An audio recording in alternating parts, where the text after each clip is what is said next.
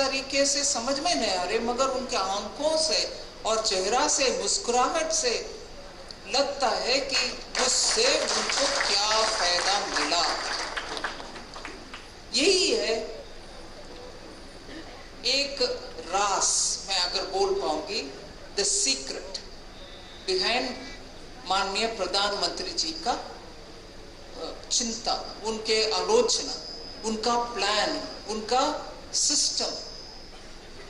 गरीब को जो मिलना चाहिए वो उनके एम्पावरमेंट के लिए मिलना चाहिए। एम्पावरमेंट मतलब उनको हाथ में उनके काम करने लायक जो चीज मिलना चाहिए वो मिलने में वो अपने आप को संभालेंगे, परिवार को अच्छा कमाई मिलेगा और उससे उनके परिवार भी बेहतर स्थिति में आएगा, बच्चे को पढ़ाई होगा और परिवार में कमाई भी बढ़ेगी। इसको एम्पावरमेंट बोलते हैं। उनको सशक्त बनाने के लिए स्कीम होना चाहिए।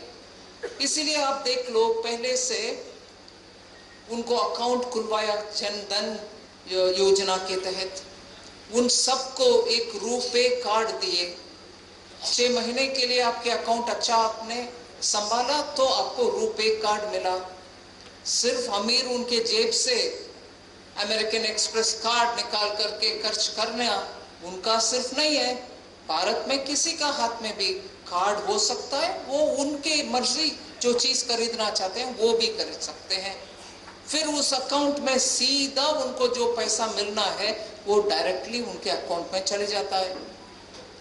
भाई साहब सही बोले, एक जमाना भारत में था, सरकार से 1 रुपया एक लाभार्थी को पहुंचना है तो वो बेच दिया 1 रुपया, मगर रास्ते में पता नहीं क्या चलता, आखिर वो लाभार्थी के जेब में 15 पैसा ही मिलेगा। बीच में कौन खाया पैसा किसी को मालूम नहीं, मगर किसी ने आपके नाम पर, वो लाभार्थी के नाम पर वो पैसा धीरे धीरे निकाला। जिन लाभार्थी को 1 रुपया मिलना है, जब 15 पैसा ही मिलता, उससे क्या फायदा। इसीलिए जनधन अकाउंट ओपन करने के बाद डायरेक्टली टेक्नोलॉजी को उपयोग करते हुए दिल्ली में प्रधानमंत्री जी एक बटन दबाते हैं तो एक ही समय सबको उनके अकाउंट में जितना पैसा मिलना है वो पूरे के पूरे मिलता है। बीच में खाने वाले दलाल का आजकल कुछ नहीं मिल रहा। यही तो होना चाहिए ना, जिनको मिलना है उनको मिलना। और ये सशक्त करके उनको ट्रैक्टर हो या फार्म लोन हो, या फार्म लोन का इंटरेस्ट जो बोलते हैं उसमें भी सब्सिडी देकर किसान के हाथ में से ज्यादा पैसा ना बैंक को जाना ना कहीं दलाल को जाना है, ऐसे करके सब्सिडी देना उसमें। और जब एकदम अचानक एक परिस्थिति आई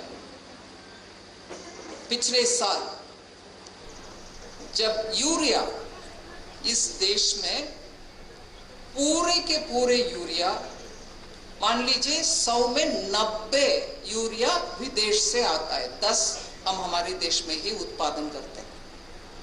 90 यूरिया जब इंपोर्ट करते हैं हम, हमारे पास जो फॉरेन एक्सचेंज पड़ा हुआ है, मुद्रास्फीति बोलते नहीं, what is it, foreign exchange, विदेशी करेंसी जो हमारे पास रहता है, उसको लेकर के हम विदेश को पैसा देकर उस यूरिया को, फर्टिलाइजर को इस देश में ले आते हैं।